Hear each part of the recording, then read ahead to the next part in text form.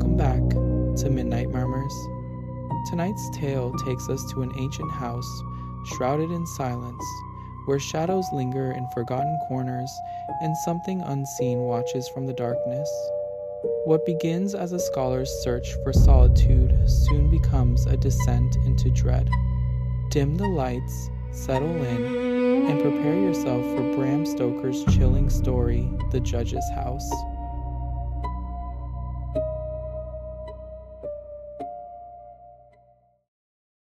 When the time for his examination drew near, Malcolmson made up his mind to go somewhere to read by himself.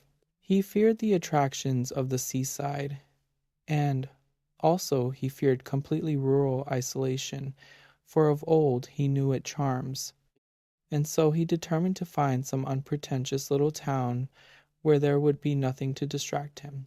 He refrained from asking suggestions from any of his friends, for he argued that each would recommend some place of which he had knowledge and where he had already acquaintances.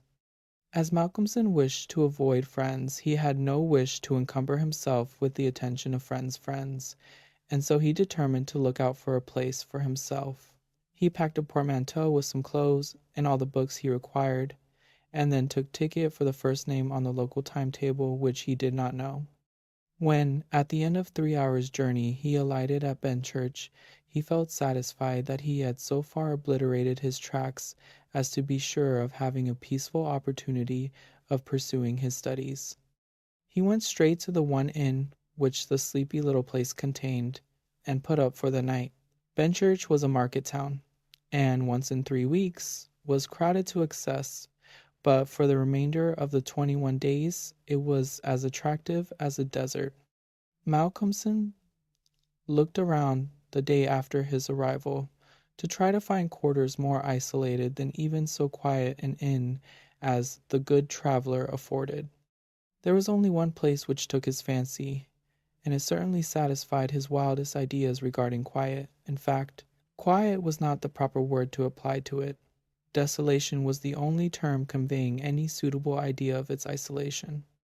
It was an old rambling, heavy-built house of the Jacobean style, with heavy gables and windows unusually small and set higher than was customary in such houses, and was surrounded with a high brick wall, massively built. Indeed, on examination, it looked more like a fortified house than an ordinary dwelling. But all these things pleased Malcolmson.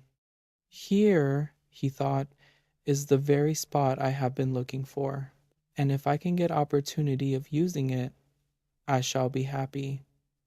His joy was increased when he realized beyond doubt that it was not at present inhabited. From the post office he got the name of the agent, who was rarely surprised at the application to rent a part of the old house. Mr. Carnford, the local lawyer and agent, was a genial old gentleman, and frankly confessed his delight at anyone being willing to live in the house. "To tell you the truth," said he, "I should be only too happy, on behalf of the owners, to let anyone have the house rent-free for a term of years, if only to accustom the people here to see it inhabited. It has been so long empty that some kind of absurd prejudice has grown up about it, and this can be best put down by its occupation, if only," he added with a sly glance at Malcolmson, "by a scholar like yourself, who wants its quiet for a time." Malcolmson thought it needless to ask the agent about the absurd prejudice. He knew he would get more information if he should require it on that subject from other quarters. He paid his 3 months' rent, got a receipt, and the name of an old woman who would probably undertake to do for him, and came away with the keys in his pocket. He then went to the landlady of the inn, who was a cheerful and most kindly person, and asked her advice as to such stores and provisions as he would be likely to require. She threw up her hands in amazement when he told her where he was going to settle himself. "Not in the judge's house," she said, and grew pale as she spoke.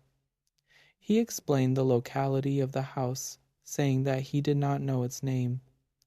When he had finished, she answered, "Aye, sure enough, the very place. It is the judge's house, sure enough."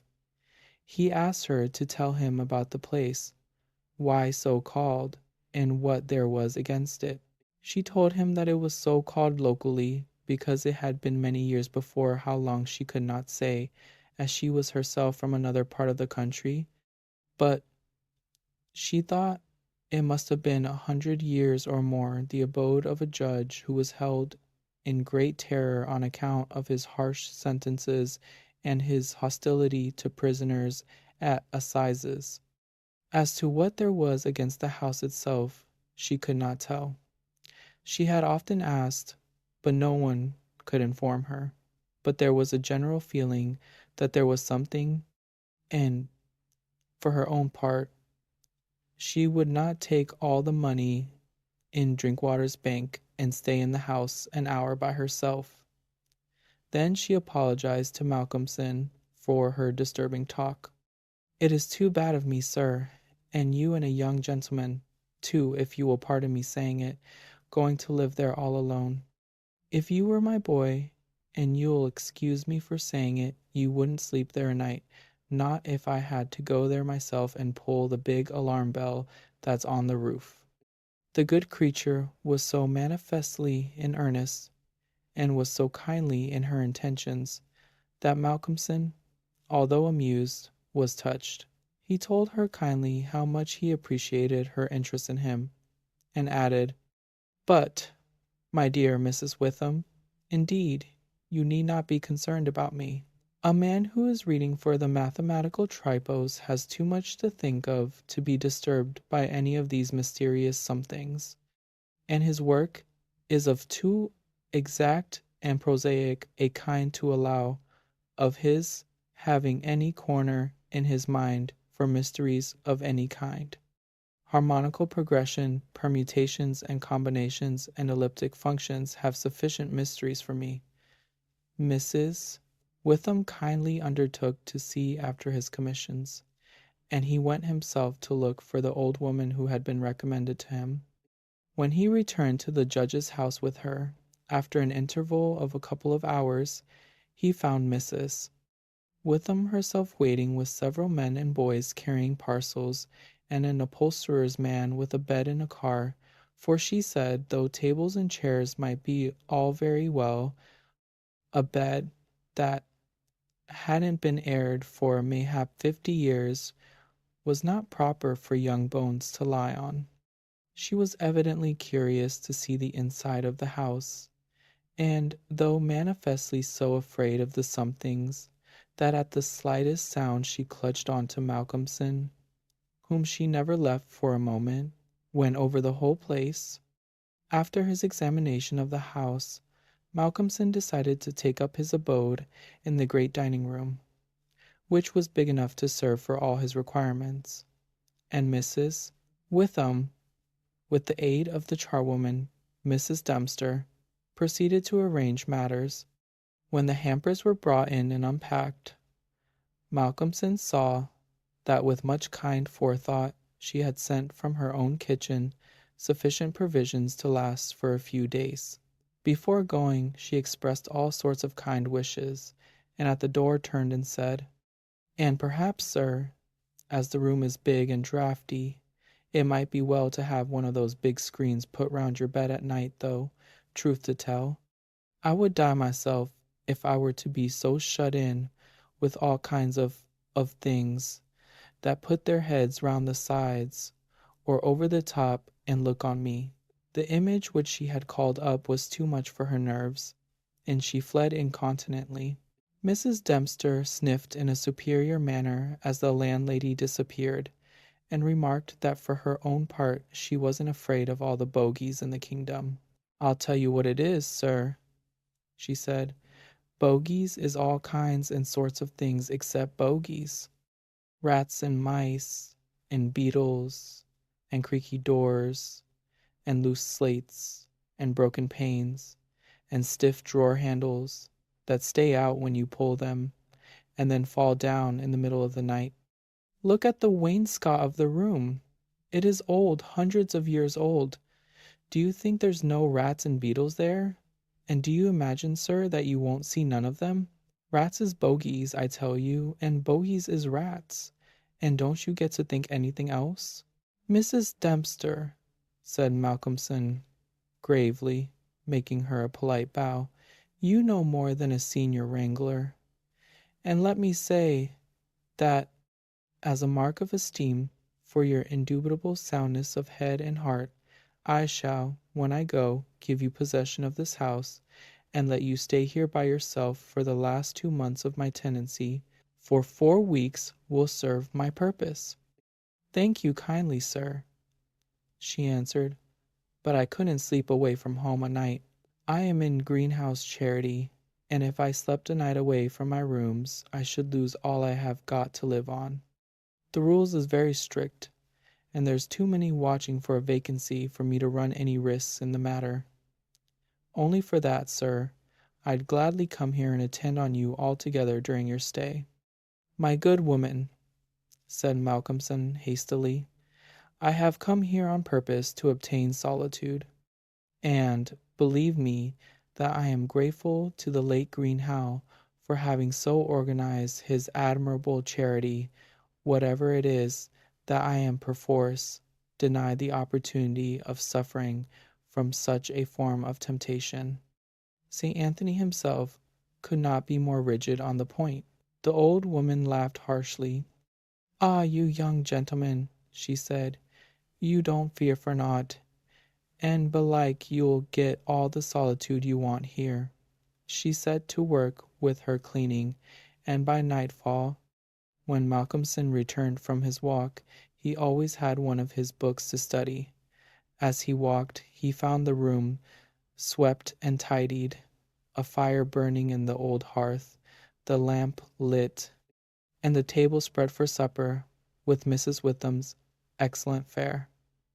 This is comfort indeed, he said, as he rubbed his hands.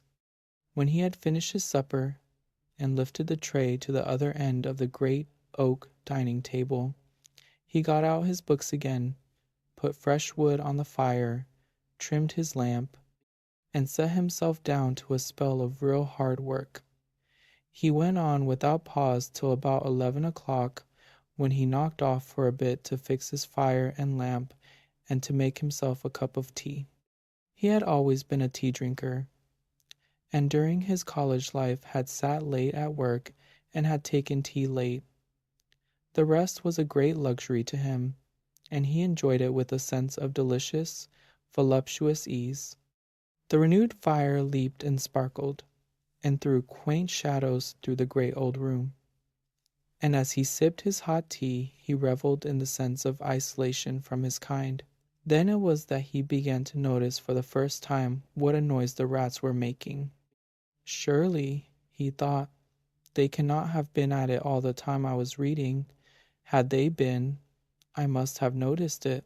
Presently, when the noise increased, he satisfied himself that it was really new. It was evident that at first the rats had been frightened at the presence of a stranger in the light of fire and lamp, but that as the time went on they had grown bolder and were now disporting themselves as was their wont. How busy they were! And hark to the strange noises. Up and down behind the old wainscot, over the ceiling, and under the floor they raced and gnawed and scratched. Malcolmson smiled to himself as he recalled to mind the saying of Mrs. Dempster, "Bogies is rats, and rats is bogies." The tea began to have its effect of intellectual and nervous stimulus. He saw with joy another long spell of work to be done before the night was past, and in the sense of security which it gave him, he allowed himself the luxury of a good look round the room. He took his lamp in one hand and went all around, wondering that so quaint and beautiful an old house had been so long neglected. The carving of the oak on the panels of the wainscot was fine, and on and round the doors and windows it was beautiful and of rare merit. There were some old pictures on the walls, but they were coated so thick with dust and dirt that he could not distinguish any detail of them, though he held his lamp as high as he could over his head. Here and there, as he went round, he saw some crack or hole blocked for a moment by the face of a rat with its bright eyes glittering in the light, but in an instant it was gone, and a squeak and a scamper followed. The thing that most struck him, however, was the rope of the great alarm bell on the roof, which hung down in a corner of the room on the right-hand side of the fireplace. He pulled up close to the hearth a great high-backed carved oak chair, and sat down to his last cup of tea. When this was done, he made up the fire and went back to his work, sitting at the corner of the table, having the fire to his left. For a little while the rats disturbed him somewhat with their perpetual scampering, but he got accustomed to the noise, as one does to the ticking of a clock or to the roar of moving water, and he became so immersed in his work that everything in the world, except the problem which he was trying to solve, passed away from him. He suddenly looked up. His problem was still unsolved, and there was in the air that sense of the hour before the dawn which is so dread to doubtful life. The noise of the rats had ceased. Indeed, it seemed to him that it must have ceased but lately, and that it was the sudden cessation which had disturbed him. The fire had fallen low, but still it threw out a deep red glow. As he looked, he started in spite of his sang-froid. There, on the great high-backed carved oak chair by the right side of the fireplace, sat an enormous rat, steadily glaring at him with baleful eyes. He made a motion to it as though to hunt it away, but it did not stir. Then he made the motion of throwing something. Still it did not stir, but showed its great white teeth angrily, and its cruel eyes shone in the lamplight with an added vindictiveness. Malcolmson felt amazed, and seizing the poker from the hearth, ran at it to kill it. Before, however, he could strike it, the rat, with a squeak that sounded like the concentration of hate, jumped upon the floor, and, running up the rope of the alarm bell, disappeared in the darkness beyond the range of the green-shaded lamp. Instantly, strange to say, the noisy scampering of the rats in the wainscot began again. By this time Malcolmson's mind was quite off the problem, and as a shrill cockcrow outside told him of the approach of morning, he went to bed and to sleep. He slept so sound that he was not even waked by Mrs. Dempster coming in to make up his room. It was only when she had tidied up the place and got his breakfast ready and tapped on the screen which closed in his bed that he woke. He was a little tired still after his night's hard work, but a strong cup of tea soon freshened him up, and, taking his book, he went out for his morning walk, bringing with him a few sandwiches lest he should not care to return till dinner time. He found a quiet walk between high elms some way outside the town, and here he spent the greater part of the day studying his Laplace. On his return he looked in to see Mrs. Witham and to thank her for her kindness. When she saw him coming through the diamond-paned bay window of her sanctum, she came out to meet him and asked him in. She looked at him searchingly, and shook her head as she said, "You must not overdo it, sir. You are paler this morning than you should be. Too late hours and too hard work on the brain isn't good for any man. But tell me, sir, how did you pass the night?" "Well, I hope, but my heart. Sir, I was glad when Mrs. Dempster told me this morning that you were all right and sleeping sound when she went in." "Oh, I was all right," he answered, smiling. "The somethings didn't worry me, as yet. Only the rats, and they had a circus, I tell you, all over the place. There was one wicked-looking old devil that sat up on my own chair by the fire, and wouldn't go till I took the poker to him, and then he ran up the rope of the alarm bell, and got to somewhere up the wall or the ceiling. I couldn't see where, it was so dark." "Mercy on us," said Mrs. Witham, "an old devil, and sitting on a chair by the fireside. Take care, sir, take care. There's many a true word spoken in jest. How do you mean? 'Pon my word, I don't understand. An old devil. The old devil, perhaps. There, sir, you needn't laugh, for Malcolmson had broken into a hearty peal. You young folks thinks it easy to laugh at things that makes older ones shudder. Never mind, sir, never mind. Please God, you'll laugh all the time. It's what I wish you myself. And the good lady beamed all over, in sympathy with his enjoyment, her fears gone for a moment. Oh, forgive me, said Malcolmson presently. Don't think me rude, but the idea was too much for me that the old devil himself was on the chair last night, and at the thought he laughed again. Then he went home to dinner. This evening the scampering of the rats began earlier. Indeed, it had been going on before his arrival, and only ceased whilst his presence by its freshness disturbed them. After dinner he sat by the fire for a while and had a smoke, and then, having cleared his table, began to work as before. Tonight the rats disturbed him more than they had done on the previous night. How they scampered up and down and under and over, how they squeaked and scratched and gnawed, how they, getting bolder by degrees, came to the mouths of their holes into the chinks and cracks and crannies in the wainscoting till their eyes shone like tiny lamps as the firelight rose and fell. But to him, now doubtless accustomed to them, their eyes were not wicked, only their playfulness touched him. Sometimes the boldest of them made sallies out on the floor or along the mouldings of the wainscot. Now and again, as they disturbed him, Malcolmson made a sound to frighten them, smiting the table with his hand or giving a fierce "ish, ish," so that they fled straightway to their holes. And so the early part of the night wore on, and, despite the noise, Malcolmson got more and more immersed in his work. All at once he stopped, as on the previous night, being overcome by a sudden sense of silence. There was not the faintest sound of gnaw or scratch or squeak. The silence was as of the grave.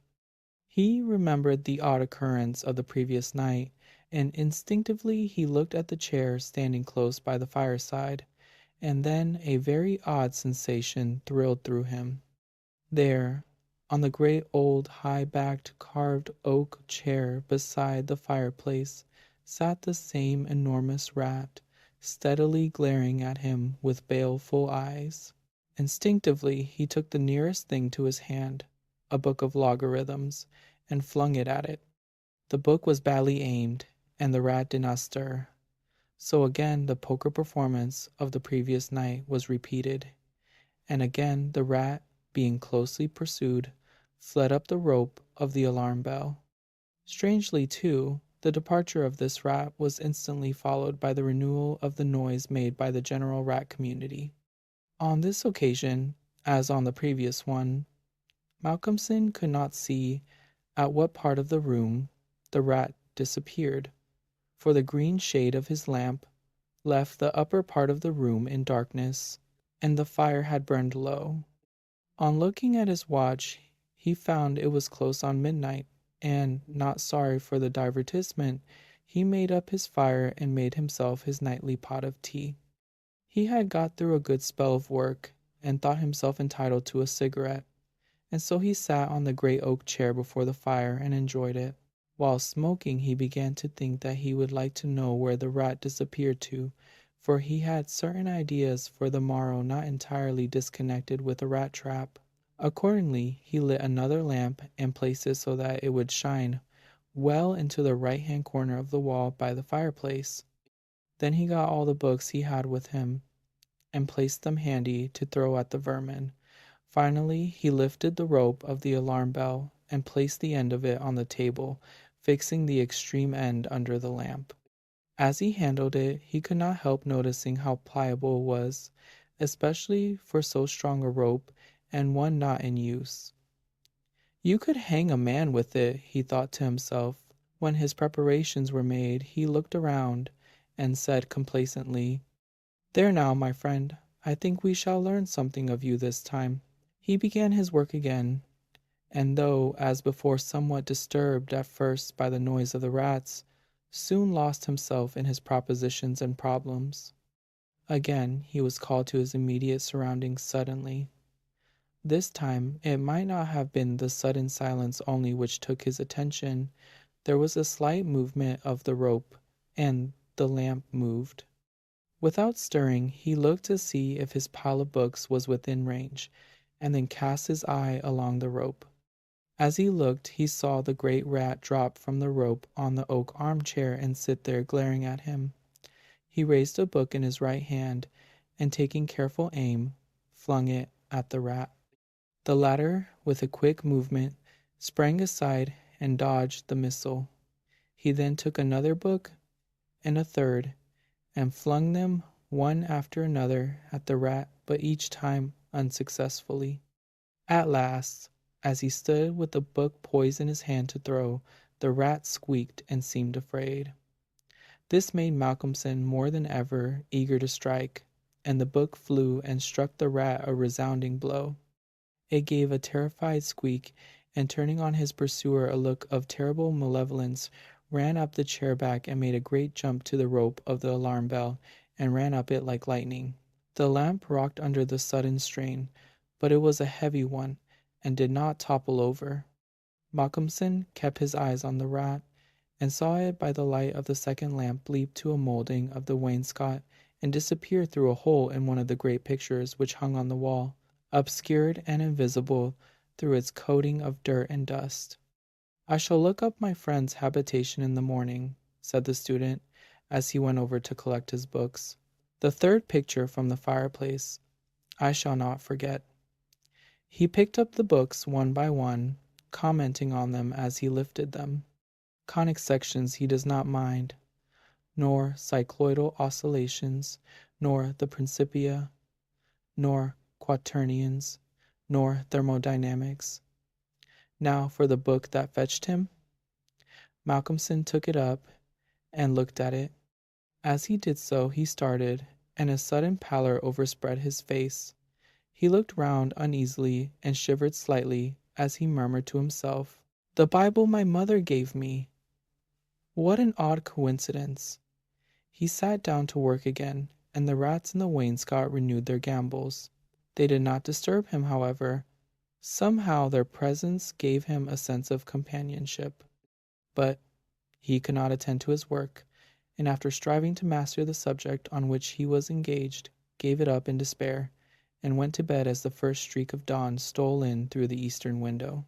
He slept heavily but uneasily, and dreamed much, and when Mrs. Dempster woke him late in the morning, he seemed ill at ease, and for a few minutes did not seem to realize exactly where he was. His first request rather surprised the servant. "Mrs. Dempster, when I am out today, I wish you would get the steps and dust or wash those pictures, especially that one, the third, from the fireplace. I want to see what they are." Late in the afternoon, Malcolmson worked at his books in the shaded walk, and the cheerfulness of the previous day came back to him as the day wore on, and he found that his reading was progressing well. He had worked out to a satisfactory conclusion all the problems which had as yet baffled him, and it was in a state of jubilation that he paid a visit to Mrs. Witham at the Good Traveller. He found a stranger in the cozy sitting room with the landlady, who was introduced to him as Dr. Thornhill. She was not quite at ease, and this, combined with the doctor's plunging at once into a series of questions, made Malcolmson come to the conclusion that his presence was not an accident. So, without preliminary, he said, "Dr. Thornhill, I shall with pleasure answer you any question you may choose to ask me if you will answer me one question first." The doctor seemed surprised, but he smiled and answered at once. "Done. What is it? Did Mrs. Witham ask you to come here and see me and advise me?" Dr. Thornhill for a moment was taken aback, and Mrs. Witham got fiery red and turned away. But the doctor was a frank and ready man, and he answered at once and openly. She did, but she didn't intend you to know it. I suppose it was my clumsy haste that made you suspect. She told me that she did not like the idea of your being in that house all by yourself, and that she thought you took too much strong tea. In fact, she wants me to advise you, if possible, to give up the tea and the very late hours. I was a keen student in my time, so I suppose I may take the liberty of a college man, and without offense, advise you not quite as a stranger. Malcolmson, with a bright smile, held out his hand. Shake, as they say in America, he said. I must thank you for your kindness, and Mrs. Witham too, and your kindness deserves a return on my part. I promise to take no more strong tea, no tea at all, till you let me, and I shall go to bed tonight at 1 o'clock at latest. Will that do? Capital, said the doctor. Now tell us all that you noticed in the old house. And so Malcolmson then and there told in minute detail all that had happened in the last 2 nights. He was interrupted every now and then by some exclamation from Mrs. Witham, till finally when he told of the episode of the Bible, the landlady's pent-up emotions found vent in a shriek. And it was not till a stiff glass of brandy and water had been administered that she grew composed again. Dr. Thornhill listened with a face of growing gravity, and when the narrative was complete and Mrs. Witham had been restored, he asked, The rat always went up the rope of the alarm bell? Always. I suppose you know, said the doctor after a pause. What the rope is? No. It is, said the doctor slowly, the very rope which the hangman used for all the victims of the judge's judicial rancor. Here he was interrupted by another scream from Mrs. Witham, and steps had to be taken for her recovery. Malcolmson, having looked at his watch and found that it was close to his dinner hour, had gone home before her complete recovery. When Mrs. Witham was herself again, she almost assailed the doctor with angry questions as to what he meant by putting such horrible ideas into the poor young man's mind. He has quite enough there already to upset him, she added. Dr. Thornhill replied, My dear madam, I had a distinct purpose in it. I wanted to draw his attention to the bell rope, and to fix it there. It may be that he is in a highly overwrought state, and has been studying too much, although I am bound to say that he seems as sound and healthy a young man, mentally and bodily, as ever I saw, but then the rats and that suggestion of the devil. The doctor shook his head and went on. I would have offered to go and stay the first night with him, but that I felt sure it would have been a cause of offense. He may get in the night some strange fright or hallucination, and if he does, I want him to pull that rope. All alone as he is, it will give us warning, and we may reach him in time to be of service. I shall be sitting up pretty late tonight, and shall keep my ears open. Do not be alarmed if Benchurch gets a surprise before morning. Oh, doctor, what do you mean? What do you mean?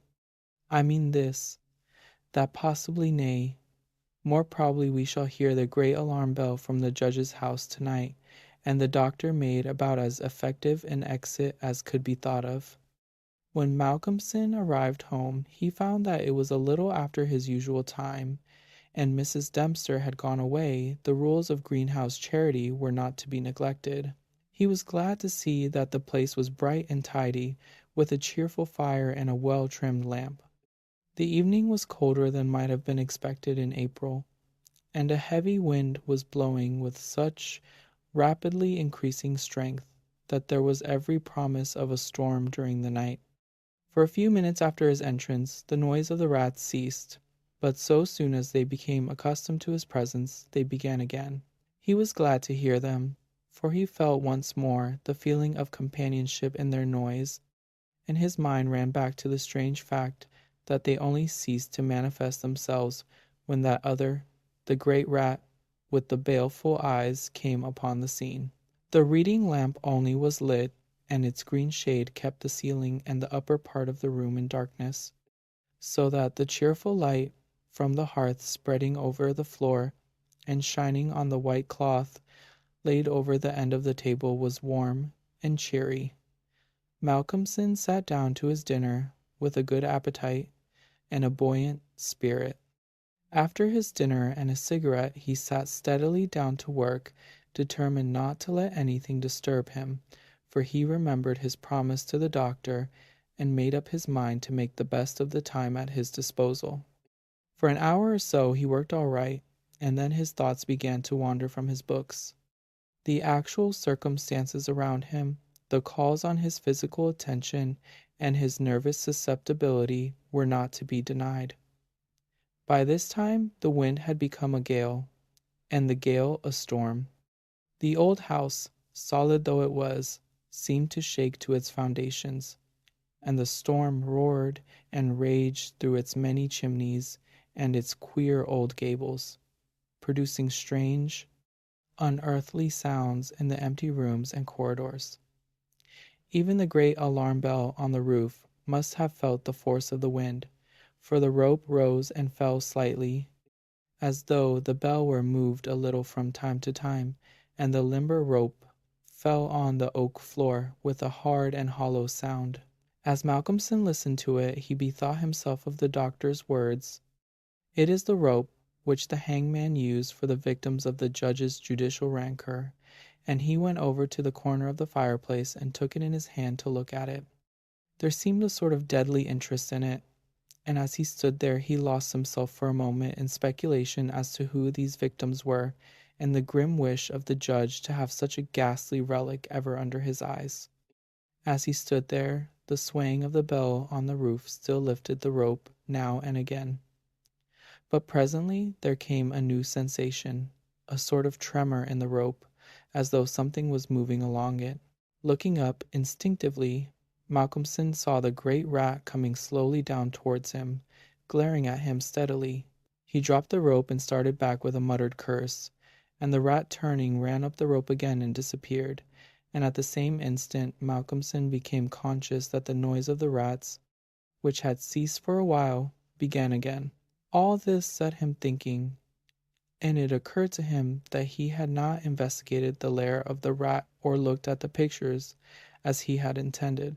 He lit the other lamp without the shade, and, holding it up, went and stood opposite the third picture from the fireplace on the right-hand side, where he had seen the rat disappear on the previous night. At the first glance he started back so suddenly that he almost dropped the lamp, and a deadly pallor overspread his face. His knees shook, and heavy drops of sweat came on his forehead, and he trembled like an aspen. But he was young and plucky, and pulled himself together, and after the pause of a few seconds, stepped forward again, raised the lamp, and examined the picture, which had been dusted and washed, and now stood out clearly. It was of a judge dressed in his robes of scarlet and ermine. His face was strong and merciless, evil, crafty, and vindictive, with a sensual mouth, hooked nose of ruddy color, and shaped like the beak of a bird of prey. The rest of the face was of a cadaverous color. The eyes were of peculiar brilliance and with a terribly malignant expression. As he looked at them, Malcolmson grew cold, for he saw there the very counterpart of the eyes of the great rat. The lamp almost fell from his hand. He saw the rat with its baleful eyes peering out through the hole in the corner of the picture, and noted the sudden cessation of the noise of the other rats. However, he pulled himself together and went on with his examination of the picture. The judge was seated in a great high-backed carved oak chair, on the right-hand side of a great stone fireplace, where, in the corner, a rope hung down from the ceiling, its end lying coiled on the floor. With a feeling of something like horror, Malcolmson recognized the scene of the room as it stood, and gazed around him in an awestruck manner, as though he expected to find some strange presence behind him. Then he looked over to the corner of the fireplace, and with a loud cry he let the lamp fall from his hand. There, in the judge's armchair, with the rope hanging behind, sat the rat with the judge's baleful eyes, now intensified and with a fiendish leer. Save for the howling of the storm, without there was silence. The fallen lamp recalled Malcolmson to himself. Fortunately, it was of metal, and so the oil was not spilt. However, the practical need of attending to it settled at once his nervous apprehensions. When he had turned it out, he wiped his brow and thought for a moment. "This will not do," he said to himself. "If I go on like this, I shall become a crazy fool. This must stop. I promised the doctor I would not take tea. Faith, he was pretty right. My nerves must have been getting into a queer state. Funny I did not notice it. I never felt better in my life. However, it is all right now, and I shall not be such a fool again." Then he mixed himself a good stiff glass of brandy and water and resolutely sat down to his work. It was nearly an hour when he looked up from his book, disturbed by the sudden stillness. Without, the wind howled and roared louder than ever, and the rain drove in sheets against the windows, beating like hail on the glass. But within there was no sound whatever, save the echo of the wind as it roared in the great chimney, and now and then a hiss as a few raindrops found their way down the chimney in a lull of the storm. The fire had fallen low and had ceased to flame, though it threw out a red glow. Malcolmson listened attentively, and presently heard a thin squeaking noise, very faint. It came from the corner of the room where the rope hung down, and he thought it was the creaking of the rope on the floor as the swaying of the bell raised and lowered it. Looking up, however, he saw in the dim light the great rat clinging to the rope and gnawing it. The rope was already nearly gnawed through. He could see the lighter color where the strands were laid bare. As he looked, the job was completed, and the severed end of the rope fell clattering on the oaken floor, whilst for an instant the great rat remained like a knob or tassel at the end of the rope, which now began to sway to and fro. Malcolmson felt for a moment another pang of terror, as he thought that now the possibility of calling the outer world to his assistance was cut off, but an intense anger took its place, and seizing the book he was reading, he hurled it at the rat. The blow was well aimed, but before the missile could reach him, the rat dropped off and struck the floor with a soft thud. Malcolmson instantly rushed over towards him, but it darted away and disappeared in the darkness of the shadows of the room. Malcolmson felt that his work was over for the night, and determined then and there to vary the monotony of the proceedings by a hunt for the rat, and took off the green shade of the lamp, so as to ensure a wider spreading light. As he did so, the gloom of the upper part of the room was relieved, and in the new flood of light, great by comparison with the previous darkness, the pictures on the wall stood out boldly. From where he stood, Malcolmson saw right opposite to him the third picture on the wall from the right of the fireplace. He rubbed his eyes in surprise, and then a great fear began to come upon him. In the center of the picture was a great irregular patch of brown canvas, as fresh as when it was stretched on the frame.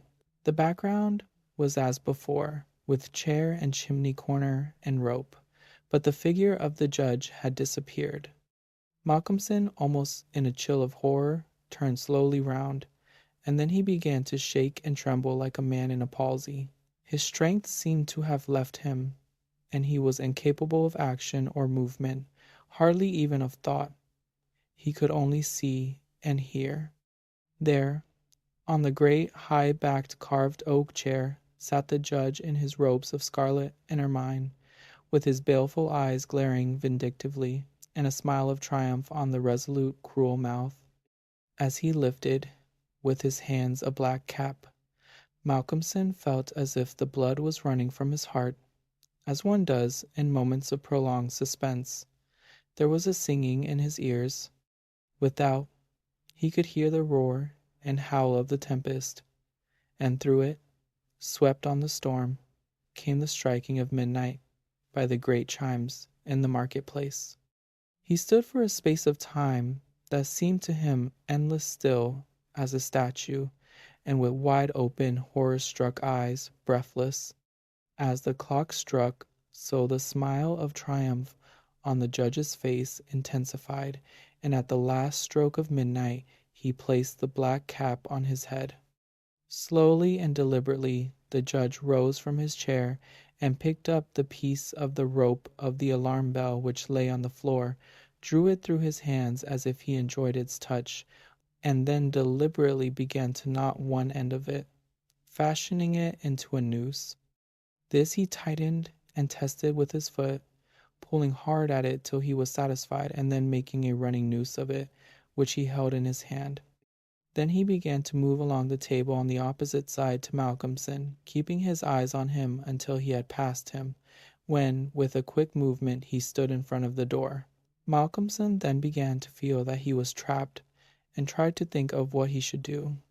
There was some fascination in the judge's eyes, which he never took off him, and he had, perforce, to look.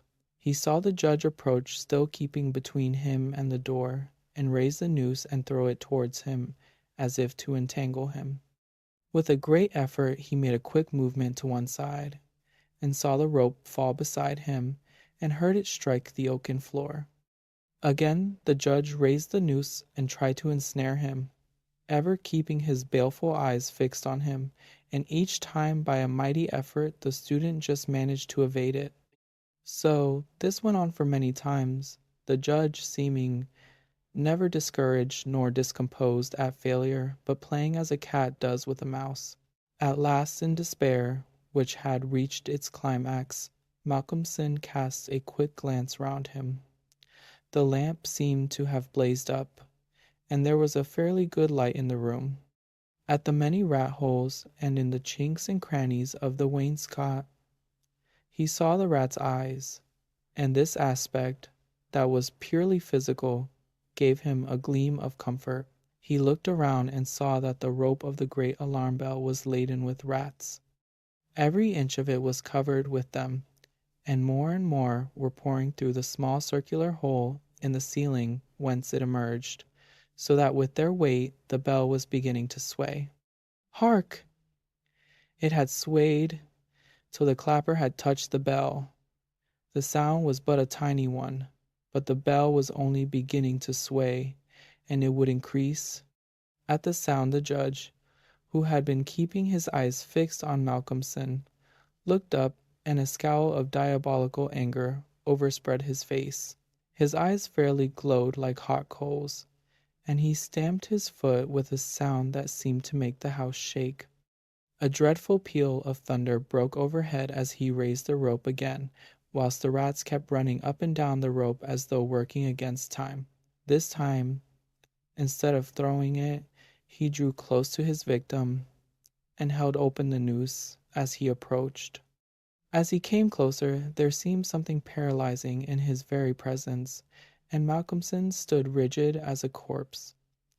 He felt the judge's icy fingers touch his throat as he adjusted the rope. The noose tightened.